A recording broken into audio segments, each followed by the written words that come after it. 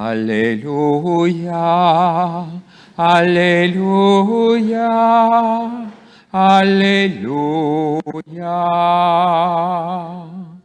Tu es béni, Père, Seigneur du ciel et de la terre. Tu as révélé aux tout-petits les mystères du royaume. Alléluia, Alléluia, Alléluia. Le Seigneur soit avec vous. Évangile de Jésus-Christ selon saint Matthieu. Ce temps-là, Jésus disait à la foule ces paraboles. Le royaume des cieux est comparable à un trésor caché dans un champ. L'homme qui l'a découvert le cache de nouveau. Dans sa joie, il va vendre tout ce qu'il possède et il achète ce champ. Ou encore, le royaume des cieux est comparable à un négociant qui recherche des perles fines. Ayant trouvé une perle de grande valeur, il va vendre tout ce qu'il possède et il achète la perle. Le royaume des cieux est encore comparable à un filet que l'on jette dans la mer et qui ramène toutes sortes de poissons. Quand il est plein, on le tire sur le rivage, on s'assied, on ramasse dans des paniers ce qui est bon et on rejette ce qui ne vaut rien. Ainsi en sera-t-il à la fin du monde. Les anges sortiront pour séparer les méchants du milieu des justes et les jetteront dans la fournaise. Là, il y aura des pleurs et des grincements de dents. Avez-vous compris tout cela? Ils lui répondent, oui. Jésus ajoute, c'est pourquoi tout scribe, devenu disciple du royaume des cieux, est comparable à un maître de maison qui tire de son trésor du neuf et de l'ancien. Acclamons la parole de Dieu.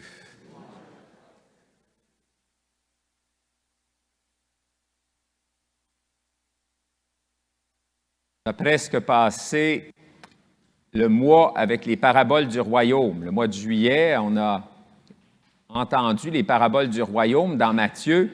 Avez-vous compris cela? Eh bien, tant mieux pour vous autres. Moi, je ne suis pas sûr. C'est comme simple, parce que je ne peux pas dire que c'est compliqué l'Évangile de ce matin. Des fois, on a de la difficulté à saisir l'Évangile. On dit, qu'est-ce que le Seigneur veut nous dire? C'est assez simple ce matin, non? Cette image du trésor dans le champ, de la perle puis du filet. On a eu aussi les images plus agricoles, les derniers dimanches, de la semence, puis de l'ivraie qui pousse avec le bon grain, puis bon. Ça nous rejoint dans notre vie de chaque jour, et c'est pour ça que la parole de Dieu est proclamée. Il faut que la parole, ça résonne dans notre quotidien. Sinon, bon, il y a quelque chose qui ne marche pas. C'est intéressant parce que je parlais avec des personnes récemment. On parle moins avec le monde qu'on parlait déjà, mais quand même, on rencontre des gens, on parle à des gens.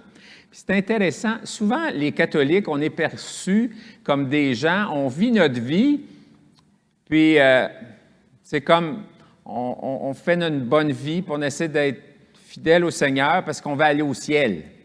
Tout le monde veut aller au ciel, personne ne veut mourir, mais comprenez ce que je veux dire? Parfois, on est perçu, les chrétiens, les chrétiennes, on va parler des catholiques parce qu'on est des catholiques, c'est comme si la vie ici, bien, il faut bien passer à travers. Hein? Il y en a qui disent la vie, c'est un enfer. Eh là là, c'est pas drôle de penser comme ça. Il y a des moments dans nos vies qu'on vit ça.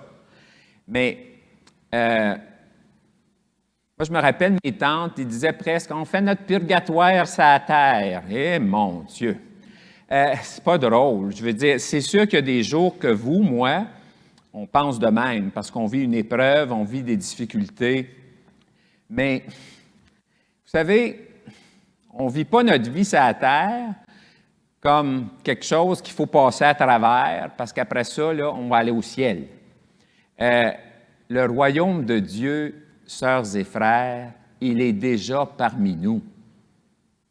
Alors, bien sûr qu'au terme de notre pèlerinage ici-bas, au terme de notre passage sur la terre, on espère, on croit et on désire vivre avec Dieu pour toujours dans sa maison. Mais la vie avec Dieu est déjà commencée.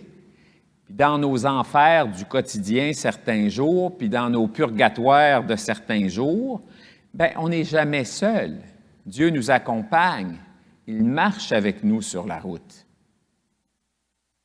Vous avez assez vécu pour pouvoir dire oui, même si la vie n'est pas toujours simple, même si elle nous réserve des mauvaises surprises, la vie qui est un don de Dieu, elle est belle et bonne. Elle nous donne de connaître l'amour, l'amitié, de s'entraider, de se soutenir. Et à travers tout ça, on vit la vie du royaume déjà. C'est déjà commencé. Un peu comme dans la première lecture, il faut peut-être discerner, chercher pour voir les signes de la présence du Seigneur dans nos vies. Ce n'est pas toujours simple, ce n'est pas toujours facile, mais pourtant, il y a comme une invitation à cela aujourd'hui. Qu'est-ce qui est important dans nos vies?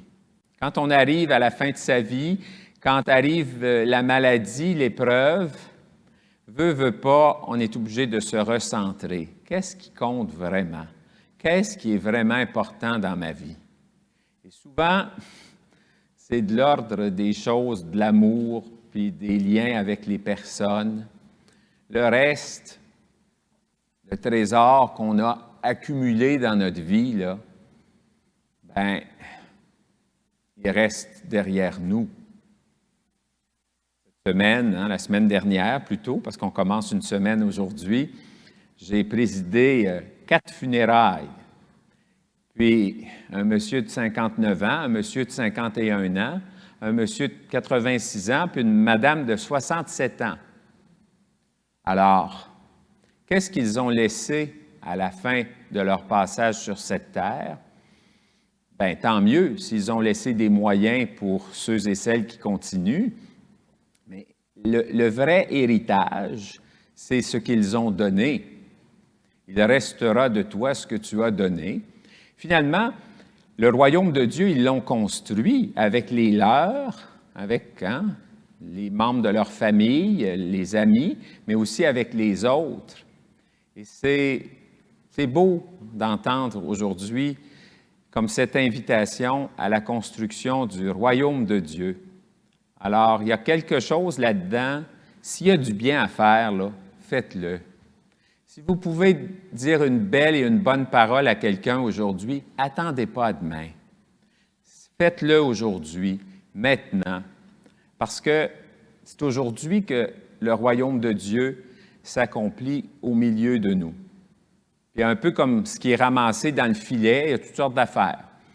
Nos vies, c'est l'ombre et la lumière. C'est la vie de tout être humain. Qui est moins beau dans nos vies, bien, on confie ça à la miséricorde du Seigneur. On lui demande son aide pour continuer, pour avancer. Pour ce qu'il y a de beau et de bon, bien, on le reconnaît. Je pense souvent à ma mère qui disait, moi puis papa, on était portés à parler des autres. Je sais que ça n'arrive pas dans les maisons de ma paroisse, ça. On était portés un petit peu à ça. Et maman disait, y a-t-il quelque chose de bon à dire de lui? Bien, on avait de la misère. Bon, ben, on va parler d'autres choses. Bien, c'est comme ça que se construire le royaume de Dieu. Quand on prend ces chemins-là qui nous éloignent des autres, puis qui inévitablement nous éloignent de Dieu, ce pas des chemins dont le Seigneur désire pour la construction de son règne. Alors que la parole de Dieu de ce dimanche nous soutienne et nous donne de reconnaître les signes. Ce n'est pas toujours facile en ces temps, les signes, ce qu'il y a de beau et de bon. Mais vous le dites, et je l'entends actuellement, on a vu pendant cette pandémie qu'on vit plein de monde qui ont aidé les autres de toutes sortes de manières. Est-ce qu'on est capable, nous, les chrétiens, les chrétiennes, de voir les signes de la présence de Dieu là-dedans? Alors, il y a comme une invitation à cela dans la parole de Dieu. Puissions-nous l'entendre.